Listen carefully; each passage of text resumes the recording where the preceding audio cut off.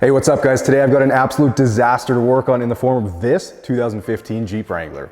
This will be the first time the interior has ever been cleaned since the owner bought it 8 years and 184,000 kilometers ago. It's absolutely disgusting inside, but the cleanup is going to be insanely satisfying. Now it's also going to give me some challenges like trying to pressure wash the exterior here. The zippers on this top are all messed up, they don't close, so it's going to be a real challenge to keep that interior dry today. Sit back, relax, and enjoy while I turn this disgusting mess into a dazzling beauty.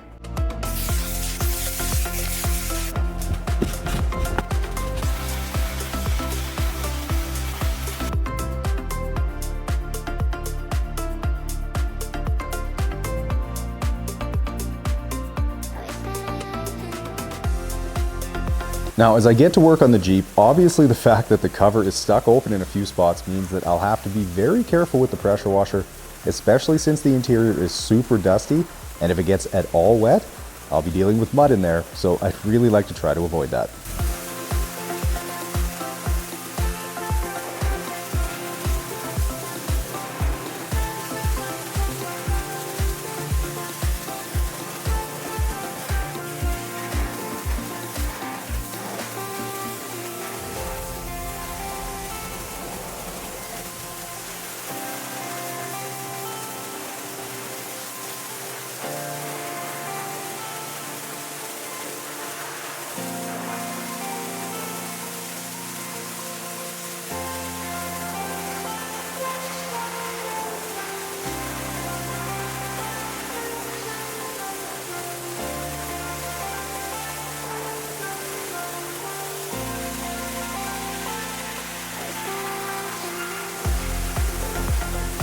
So the owner dropped the vehicle off with me late last night when it was dark, and when he did, he jokingly said, "It's pretty dirty," to which I told him, "Yeah, I'm sure I've seen worse," thinking back to the long list of insane disasters I've done before, to which he responds, "I'm not sure you have." And that should have tipped me off to what I was in for today. At this point in the detail, I haven't seen the whole scope of what the interior looks like yet, and if I'd known, well, I might have thought twice before taking this one on.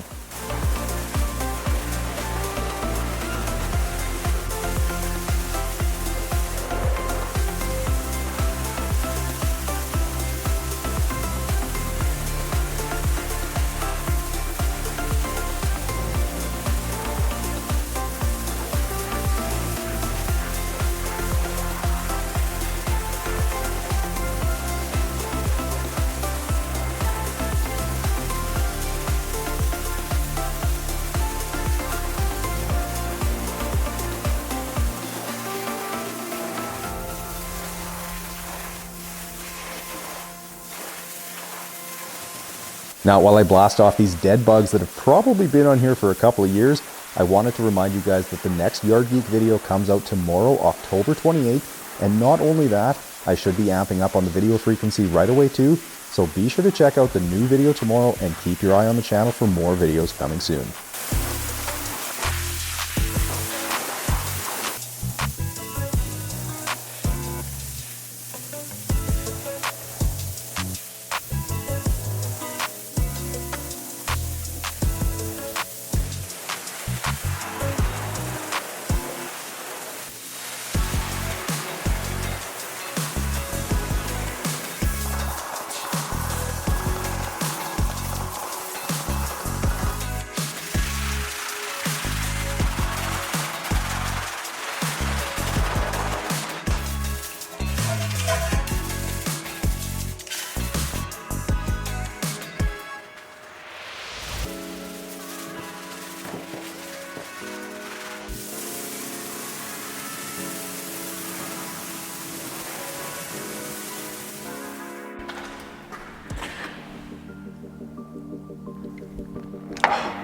Jeep is starting to look really good. But do you guys know what else is really good?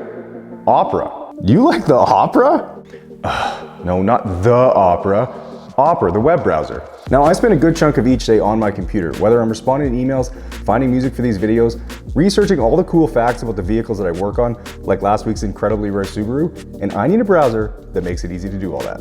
Opera is a free browser that will make your online experience faster, smoother, and distraction-free. It's loaded with free features like an ad blocker, a free VPN, tab islands that let you group tabs and then easily collapse or expand them. Trust me, it's a lifesaver. But the best part, Aria. Aria is a leading generative AI service that's free of charge and it's built right into the browser. Aria answers your questions and generates content with real-time access to the web. What I love most about it is how when I need to find a specific piece of information, I can just ask Aria. Like when I need to know precisely how much horsepower and torque a vehicle has, so I can let you guys know in the video. Aria's real-time access to the web makes finding information easy. Plus, you can ask Aria for things like the weather, local news, and so much more. With incredible features like that, Opera saves me time every day. So ditch the default browsers and download Opera for free today. You'll improve your online experience just by clicking the link down below. Okay, well, I gotta get back to work on the Jeep. Now to take care of the remaining bugs up on the front end and the windshield, I'll use some of my bug remover, which makes a difficult task super easy. It's one of those products that saves me time because it works so incredibly well. Feel free to give it a look on my website at detailgeekautocare.com and see for yourself how it obliterates bugs.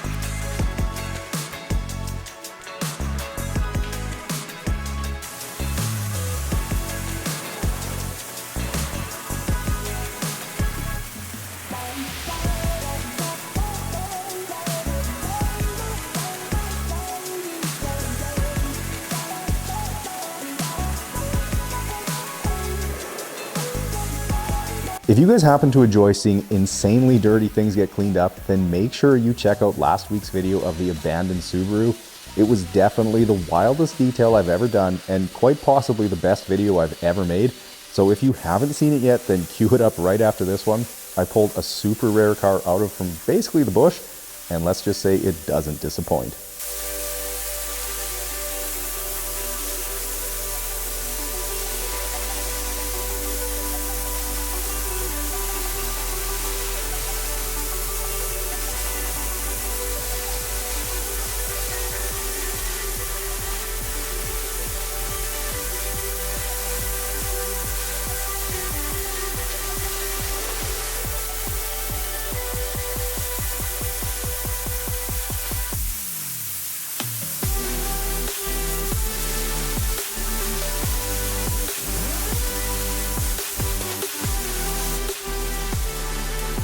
Now, like I mentioned in the opening of the video, this Jeep gave me all kinds of challenges today, and one of them was this cover.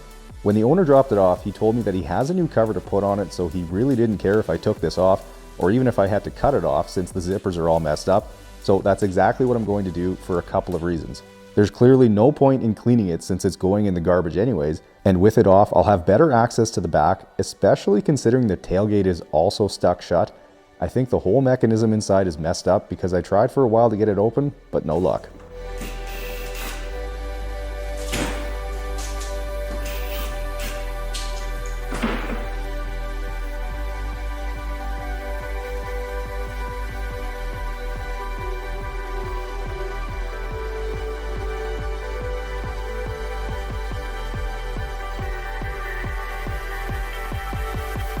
Of course, the back seat is easily removable, so I'll quickly get that out, which would have been a lot easier if I could have just slid it out the back.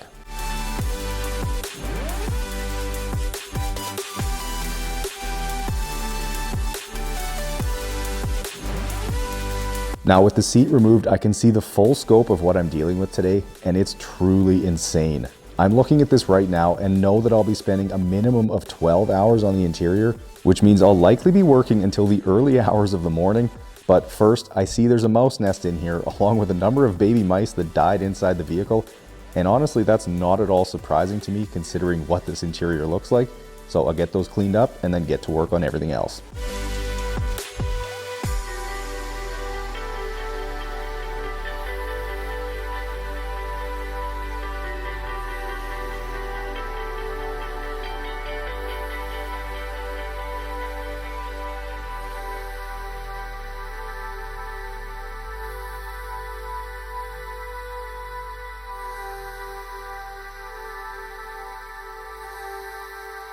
Well, I'm sure you could have guessed it, but the lily brush is going to be absolutely critical today, given the overwhelming amount of dog hair in this carpet. Without this tool, there is no way I could do this today. You can see here that it's able to easily pull probably 80% of the hair out, but this is also the worst case scenario I could have been faced with. When it comes to dog hair and carpet, there's a number of factors at play that impact how easy it is to remove, including the type of dog it came from and the quality of carpet in the vehicle, and it looks like I'm dealing with the worst of both here. If any of you out there have pet hair in their vehicle or even in their house, then I would highly recommend the lily brush. You can find them on my website at detailgeekautocare.com, and don't be fooled by the claims of competitors. I have personally tried the other products on the market, and I can guarantee that the lily brush performs the best out of any of them, which is precisely why it's my tool of choice.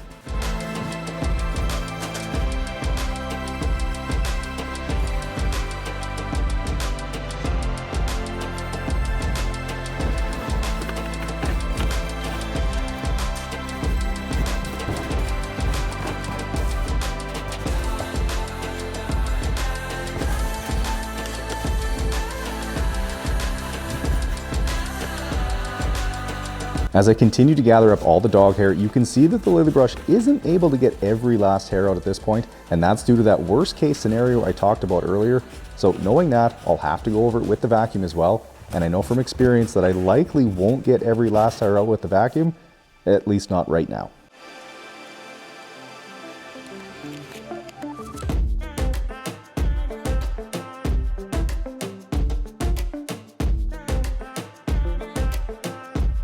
Moving up to behind the passenger seat, and you'll notice that the front seats are still inside the Jeep, and that's not for lack of trying to get them out.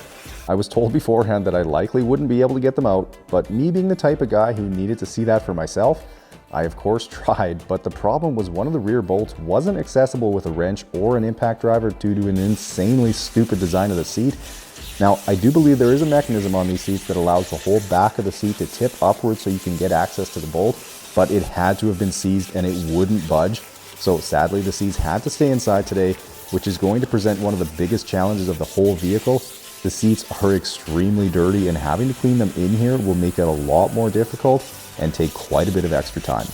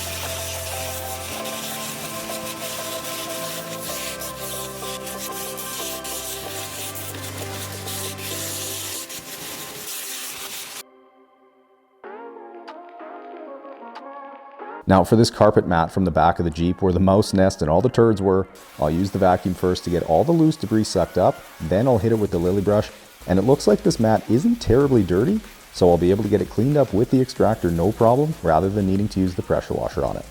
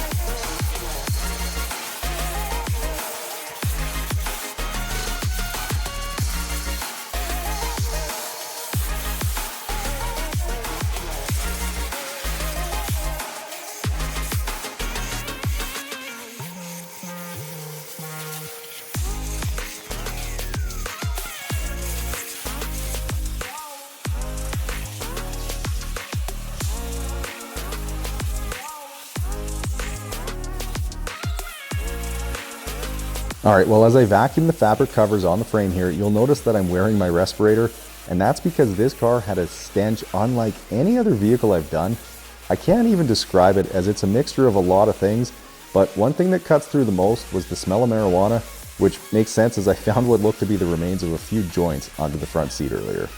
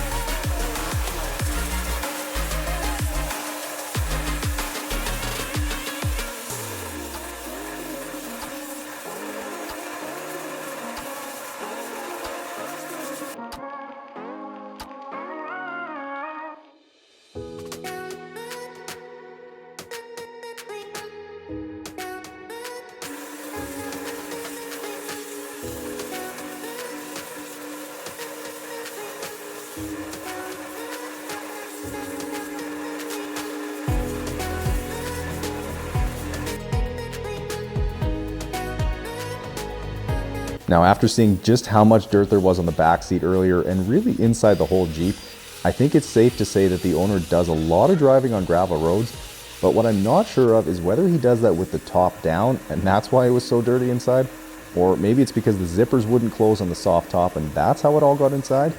Either way, it was everywhere, including in these seats.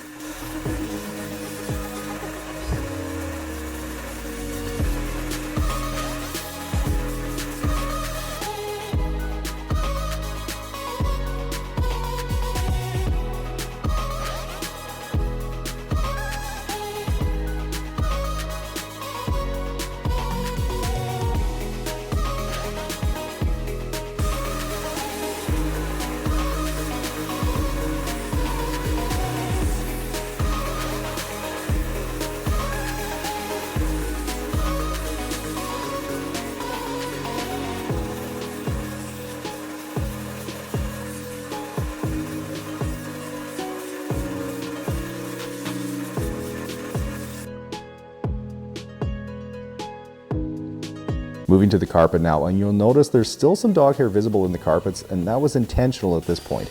When it comes to dog hair and dealing with a worst case scenario like this Jeep, it's like that 80-20 rule. You can get 80% of the hair for 20% of the effort, but that last 20% is going to take 80% of the effort.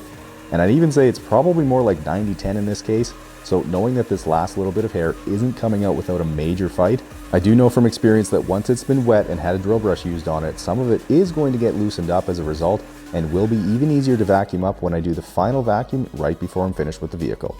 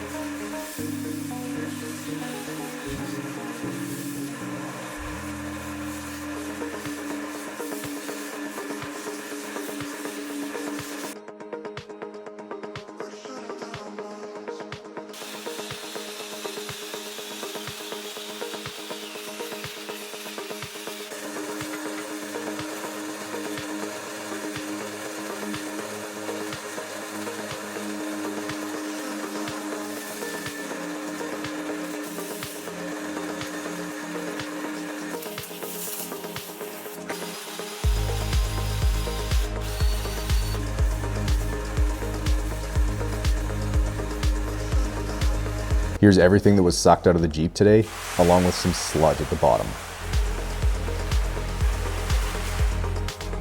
Now to tackle all the dirty interior plastics, I'm using some of my all-purpose cleaner diluted at 4:1, which is heavy strength, and that will easily cut through the embedded dirt, but that is of course even easier if it's removed from the vehicle first. So I did get a few things removed earlier, like the door sill plates and the cup holder inserts, but unfortunately wasn't able to remove the center console like I would have hoped due to not being able to get those front seats out.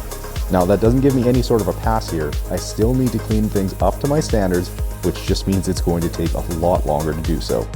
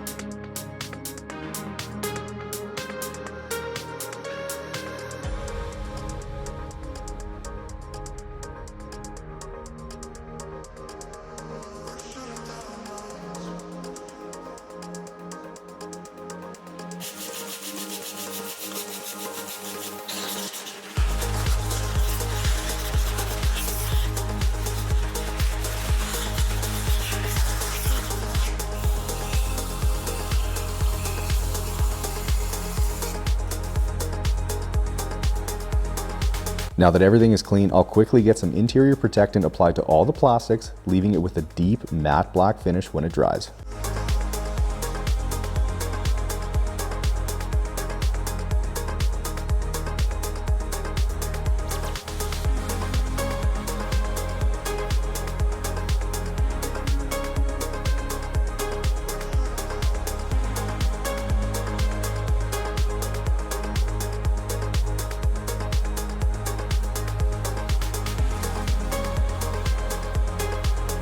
Jumping back outside now, and thankfully the paint on this Jeep is actually in really good shape and not even too swirled or scratched, so the ceramic spray coating is going to be a great choice here to boost the depth and gloss and really make it shine.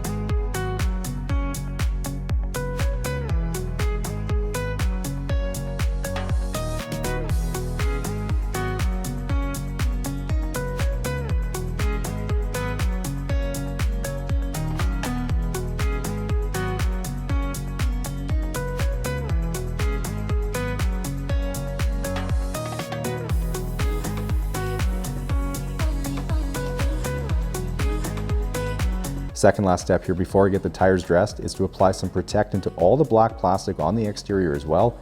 And there's a lot of it on this Jeep, but it's a really important step as it'll make quite a big impact on the overall look of the finished product.